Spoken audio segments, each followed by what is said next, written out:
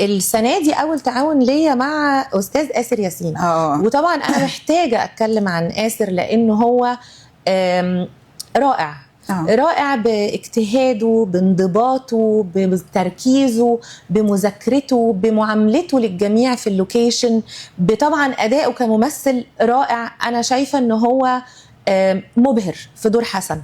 يعني أنا وأنا قاعدة ورا المونيتور أو بتفرج على اللي بيحصل، أنا بالنسبة لي ما تخيلش حد كان ممكن يعمل دور حسن غير آسر. بمنتهى الأمانة.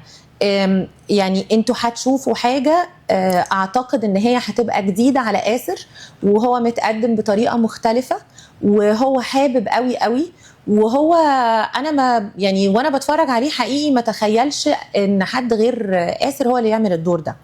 بعد ما اتفرجت عليه طبعا في اللوكيشن، غير طبعا قد ايه هو متعاون، قد ايه هو محترم، قد ايه هو متربي، ده مثل خلق.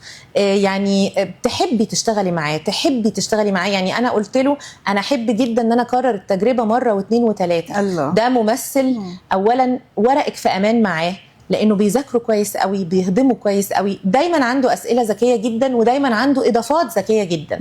فبيشتغل بمنتهى الشغف. فانت عايزه دايما، لو انت شخصيه عندك شغف، انت دايما عايزه تتعاوني مع الناس اللي شبهك في الشغلانه. فانا سعيده جدا بالتعاون معاه.